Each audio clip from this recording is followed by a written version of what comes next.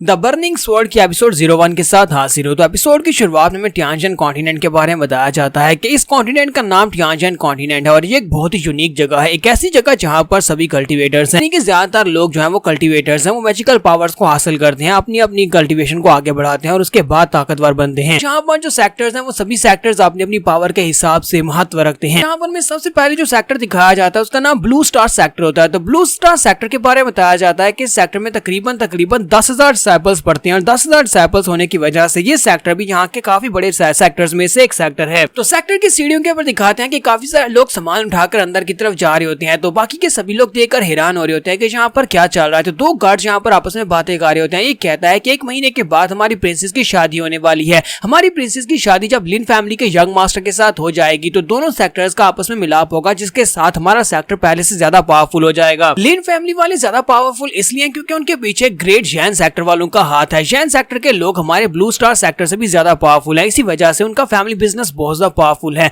और अगर उनका फैमिली बिजनेस हमें मिल जाता है तो उसके बाद हम लोग भी नंबर 1 बन जाएंगे। सरकार उसे कहता है कि हमारे टियानजान में पहले यहाँ पर एक किन फैमिली भी हुआ करती थी। 1 महीना पहले तक तो किन फैमिली यहाँ पर काफी ज्यादा पावरफुल फैमिली थी, लेकिन आज देखो जरा किन फैमिली किस तरह बुरी तरह से डिक्लाइन हो चुकी है। दूसरा गार्ड उसे कहता है कि ये सब कुछ लिन फैमिली की वजह से हुआ है, क्योंकि लिन फैमिली के लोगों ने उनको बहुत ही बुरी तरह से डिस्ट्रॉय किया है। किन फैमिली का यंग मास्टर जिसका नाम किन नैन है, उसकी कल्टीवेशन को डिस्ट्रॉय कर दिया गया और उसके फादर उसकी कल्टीवेशन को भी डिस्ट्रॉय कर दिया गया है, जिसकी वजह से उनकी फैमिली अब बहुत ही बुरे डिक्लाइन में चली गई है। और इसी के साथ ही यहाँ पर हमारे हीरो की एंट्री होती है। वो दोनों हैरान होकर सामने की तरफ देखते हैं और कहते हैं कौन है वहां पर, चलो जल्दी से वहां से बाहर निकलो। तो वहां पर धुआं होता है और उस धुएं के अंदर से हमारा हीरो बाहर निकलता है। तो हमारे हीरो का नाम किन नैन होता है। तो यंग मास्टर किन वहां से बाहर निकलता है। तो जब उसे देखते हैं वो उसे कहते हैं देखो तो जरा यहाँ पर कौन आया है। ये तो किन फैमिली का यंग मास्टर किन नैन है, वो लड़का जो क्या बिल्कुल कचरा हो चुका है, जिसकी कल्टीवेशन को सील कर दिया गया है। तुम्हारा किन नैन उनके सामने खड़ा होता है, जबकि दूसरा गार्ड उसे कहता है कि बताओ कि तुम यहाँ पर क्या करने के लिए आए हो, तुम्हारा हमारे ब्लू स्टार सेक्टर में क्या ही काम है। किन नैन आगे की तरफ बढ़ता है, उसकी तरफ आगे बढ़ता है और साथ ही उससे कहता है कि मैं यहाँ पर किसी काम से आया हूँ। तो गार्ड उसे रोक लेता है और कहता है कि तुम यहाँ पर जिस भी काम से आए हो हम तुम्हें इतने अंदर जाने की इजाजत नहीं दे सकते, चलो जल्दी से यहीं से वापस चले जाओ। लेकिन किन नैन उसकी तलवार को झड़क देता है और फिर आगे बढ़ जाता है और कहता है कि मैं तुम्हारे मुंह नहीं लगना चाहता, मुझे प्रिंसेस से मिलना है। जबकि वो दोनों गार्ड्स एक दूसरे की तरफ देखते हैं, फिर बड़ी स्पीड से भागते हुए उसके सामने जाकर खड़े हो जाते हैं और उसे कहते हैं यंग मास्टर लगता है कि तुम अभी भी यहाँ पर इसी गलत फैमिली में। तो किन फैमिली के यंग मास्टर और किन फैमिली एक महान फैमिली है, ऐसा कभी हुआ करता था, अब वैसा बिल्कुल भी नहीं होने वाला। कभी तुम एक जीनियस हुआ करते थे, लेकिन अब हमारी नजर में तुम सिर्फ और सिर्फ एक कचरे हो। और इसी के साथ ही वो उसके ऊपर अटैक करता है, वो अपना घुटना उसके पेट में मारता है। तो जब हमारे किन नैन को घुटना मारता है तो हमारा किन जोता उड़ता पीछे जाकर गिरता है, उसके मुंह से ब्लड बहना शुरू हो जाता है। वो अपने मुंह को साफ करता है और कहता है कि तुम लोग चाहे यहाँ पर मुझे कितनी बुरी तरह से क्यों ना पीट लो, मैं यहाँ से बिल्कुल भी नहीं हिलूंगा। जब तक मैं तुम्हारी यंग मिस से मिल नहीं लेता तब तक मैं यहाँ से नहीं जाऊंगा, चाहे तुम लोग यहाँ पर मुझे मार ही क्यों ना डालो। यहाँ पर अपनी बर्निंग स्वॉर्ड को वापस लेने के लिए आया हूँ। तो ये बात सुनने के बाद गार्ड फिर से उसके ऊपर अटैक करता है, वो उसे फिर से किक मारता है। तो इसी के साथ ही हमारा किन नैन वहीं पर नीचे गिर जाता है और फिर से उसके मुंह से ब्लड निकलना शुरू हो जाता है।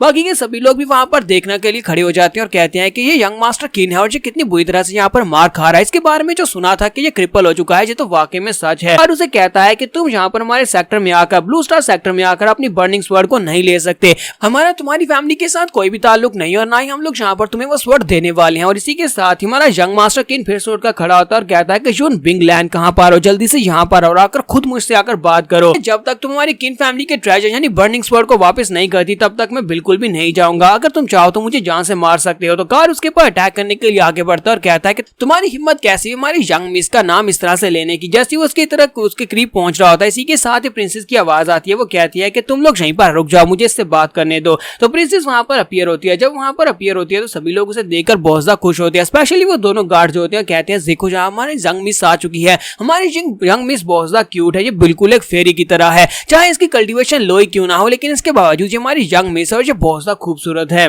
किन नैन इस लायक नहीं है कि हमारी यंग मिस का नाम डायरेक्टली बुला सके। और यहीं पर वो यंग मिस जो होती है वो भी उसे कहती है कि किन नैन तुम यहाँ पर अब इस लायक नहीं रहे कि तुम मेरे नाम को डायरेक्टली पुकार सको। कभी तुम एक जीनियस हुआ करते थे तब तुम मेरा नाम ले सकते थे, लेकिन अब दोबारा ऐसी गलती मत करना। यही बात यहाँ पर तुम्हारी बर्निंग स्वॉर्ड की। और इसी के साथ ही वो आगे से हल्का सा मुस्कुराती है, फिर साथ ही वो तलवार निकालती है और उसे कहती है क्या तुम्हें वाकई में लगता है कि अगर तुम इस तलवार को वापस ले जाओगे तो तुम्हारी किन फैमिली दोबारा से राइज कर सकती है। क्या तुम्हें लगता है कि मैं इस बेकार तलवार को अपने पास रखने वाली हूँ। और इस तलवार को वो उसकी तरफ फेंक देती है। तो तलवार जैसी वहां पर नीचे गिरती है वहां पर एक जबरदस्त धमाका होता है, एनर्जी निकलती है और बहुत सारा धुआं हो जाता है। तुम्हारा किन नैन उसे कहता है कि तुमने मेरी तलवार वापस कर दी, चलो ये तो अच्छा किया। तो प्रिंसेस आगे बढ़ती है और उसे कहती है कि किन नैन मैंने यहाँ पर तुम्हारी बर्निंग स्वॉर्ड को वापस कर दिया, अब हमारा और तुम्हारी फैमिली का आपस में कोई भी ताल्लुक नहीं है, हमारे सेक्टर का भी तुम्हारे साथ कोई ताल्लुक नहीं है और दोबारा कभी भी यहाँ पर हमारे सेक्टर के बाहर भी दिखाई मत देना। मैं यहाँ पर तुम्हारे जैसे कमजोर और बिल्कुल क्रिपल इंसान के साथ कोई भी ताल्लुक नहीं रखना चाहती और कोई भी मुझे यहाँ पर तुम्हारे साथ ना देखने पाए। तो किन नैन उसे कहता है कि मैं यहाँ पर तुम्हें बस एक बात याद दिलाना चाहता हूँ, आज से 10 साल पहले यहाँ पर क्या हुआ था। तुम्हारा ब्लू स्टार सेक्टर जो है ये बहुत ही बुरी हालत में था, तुम्हारे लोग मर रहे थे, लेकिन उस वक्त तुम लोग हमारे फादर से मदद मांगने के लिए आए थे। मेरी किन फैमिली के पैट्रियट यानी कि मेरे फादर ने यहाँ पर आकर तुम लोगों को फाइट करने में मदद की थी और दुश्मन को यहाँ से भगा दिया था और तुम्हारी जान बचाई थी। और उसके बाद तुम्हारे फादर ने जब ये देखा कि हमारी किन फैमिली बहुत ज्यादा पावरफुल है, तो तुम्हारे फादर ने उस वक्त एक डिसीजन लिया था। उस वक्त तुम एक छोटी बच्ची थी, लेकिन इसके बावजूद उन्होंने तुम्हें मेरी वाइफ के तौर पर हमारी फैमिली में भेज दिया था।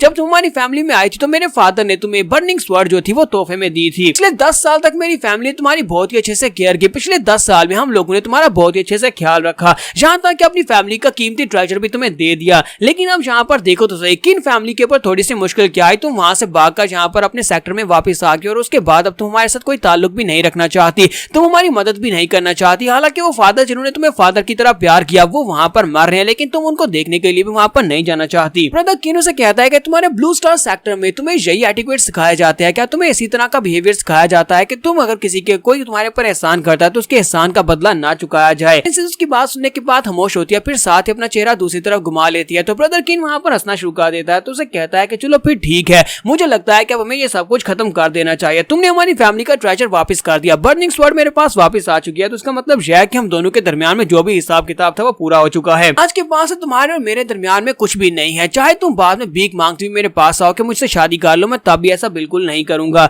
और भी वो वहीं पर तलवार को अपने हाथ में पकड़ता है, किसी के साथ एक तलवार उठती हुई उसकी तरफ आगे बढ़ती है, उस तलवार के साथ आकर टकराती है। जैसे वो तलवार के साथ टकराती है तो बर्निंग स्वॉर्ड टूट जाती है, वो टुकड़े टुकड़े हो जाती है। तो यहाँ पर यंग मास्टर लिन पहुंच जाता है, यंग मास्टर लिन किनफेंग इसका नाम होता है। तो वहां पर पहुंचने के बाद से कहता है कि प्लीज मुझे माफ करना, मेरा हाथ स्लिप हो गया जिसकी वजह से मेरी तलवार तुम्हारी इस बेकार टूटी हुई तलवार के साथ टकराई और वो और ज्यादा टूट गई। तो यंग मास्टर किन वहां पर अपनी टूटी हुई बर्निंग स्वॉर्ड को अपने हाथ में लेकर बैठा होता है और कहता है कि देखो जरा इसने मेरे साथ क्या किया, पहले इसने हमारी फैमिली के ऊपर अटैक किया, मेरी कल्टीवेशन को अबॉलिश किया यानी मुझे क्रिपल बना दिया, और उसके बाद अब इसने हमारी फैमिली के ट्रेजर यानी कि हमारी बर्निंग स्वॉर्ड को भी टुकड़े टुकड़े कर दिया। मैं किन्नन इस बात का वादा करता हूं कि अगर मैं यहाँ पर आज नहीं मरता तो उसके बाद मैं इस यंग मास्टर लिन को नहीं छोड़ूंगा, इसको मैं अपने हाथों से मारूंगा और इसकी बॉडी के बहुत ही छोटे छोटे पीसेस करूंगा। तो यंग मास्टर लिन अपनी तलवार को वापस अपने हाथ में पकड़ता है और हमारे किन्नन से कहता है कि लड़के तुम तो यहाँ पर दोबारा से हमारे सामने पहुंच आए, मैंने तुम्हारी कल्टीवेशन को अबॉलिश इसलिए किया था ताकि तुम्हारी हिम्मत टूट जाए, लेकिन इसके बावजूद तुम यहाँ पर ब्लू स्टार सेक्टर में पहुंच आए, क्या तुम यहाँ पर मदद मांगने के लिए आए हो। फिर साथ ही वो आगे बढ़ता जाकर प्रिंसेस की कमर में अपना हाथ डालता है और उसे कहता है मुझे लगता है कि मुझे यहाँ पर तुम्हें और ज्यादा सबक सिखाने की जरूरत है, क्योंकि तुम्हारी हिम्मत कैसे भी मेरी होने वाली वाइफ के सामने आकर खड़े होने की, और इस बार जब मैं तुम्हें सबक सिखाऊंगा तो वो ऐसा सबक सिखाऊंगा कि तुम अपने फादर की तरह, अपने कचरा फादर की तरह जो जिसकी कल्टीवेशन अबॉलिश हो चुकी है, वो बिस्तर के ऊपर पड़ा हुआ है, बिस्तर से उठ भी नहीं सकता और तुम्हारी हालत भी बिल्कुल वैसी हो जाएगी। तो किन्नन अभी फिलहाल के लिए इस कंडीशन में नहीं है कि वो इनसे फाइट कर सके, वो अपने मन में उसे गाली देता है, फिर साथ उठकर अपनी तलवार के टूटे हुए टुकड़ों को हाथ में पकड़ता और पीछे की तरफ मुड़ जाता और कहता है